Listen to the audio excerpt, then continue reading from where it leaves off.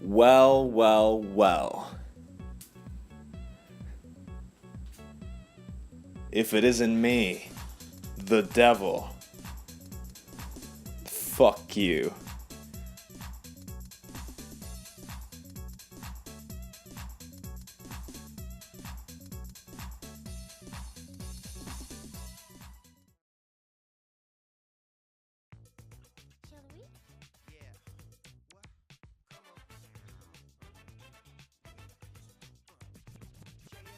CG animation.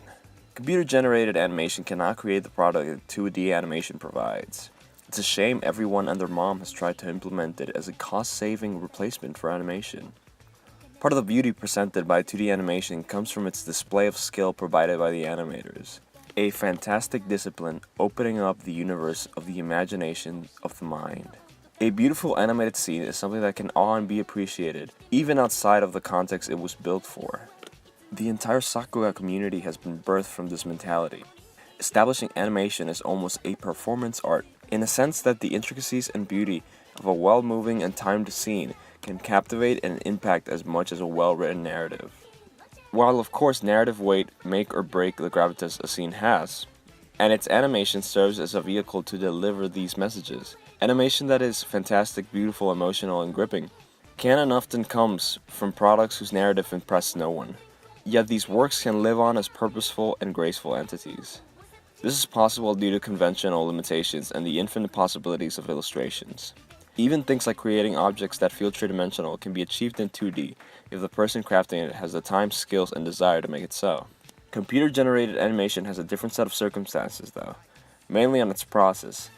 See, when I sit through a well-made 2D animation, I can see that these are simple drawings that someone somehow needed the skill set to bring to life, establishing a world and understanding its rules, physics, and senses. I think that's very special, yet CGI doesn't give me this feeling. CGI can have higher movement per frame, higher efforts and detail per scene, expressions that bend and stretch, and all the animation rules under the book, but it doesn't grasp portraying the struggles of an individual's understanding and visualization of the beauty that is movement. You can learn what people value when they draw a face, the way they draw the mouths, eyes, nose, hair. All these things can tell you what a person values in beauty or in people, if in subtle ways. If I draw a Calvin Klein model-like face always, you can understand that perhaps I consider that to be beautiful, to be worth portraying. But if I go out of my way to depict someone with a more ordinary look, maybe with facial discrepancies or with a different style than what most would consider beautiful, well, you can tell where I'm going with this. Maybe someone like that appreciates a deeper, more curious type of beauty. This is something prominent in art, little choices that speak volumes, and animation has that by spades. A simple movement, a bend, a stretch, a smear, a funny in-between phase, these all say something. They're acting. A message from someone sitting with a pen, painting a world, with no smoothened transitions, with no automated physics, with no high-end special effects. It's very similar to people that can appreciate practical effects, or real stunts, or improvised acting. It's art at its most personal and moving painting. When I appreciate a CG animated scene, it doesn't come from being amazed by its animations, its fluidity, or its details between frames.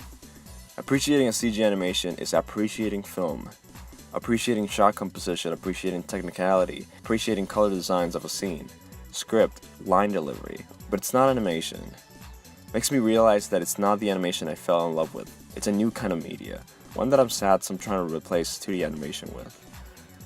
Something animated with CG can amaze, open technical boundaries, and even imitate animation techniques. But that's all I can do, imitate. Just an aesthetic to dangle in front of viewers. What's the point of a smear if movement can simply be applied to a model in a perfect smooth frame rate? What's the value of beautiful cel-shaded coloring and line work if I'm just looking at an effect layered over models? It's to harken back to another medium, one which limitations engineered with creativity and craft, some of which can be recreated anywhere else. CGI has its place, and it's frankly more convenient than classical animation at times. So it makes perfect sense that it is becoming the norm we should enforce. It's very much like photography taking over illustration. It simply makes more sense. But even after decades, we still have illustrators. Pretty sure decades from now we'll still have great animators.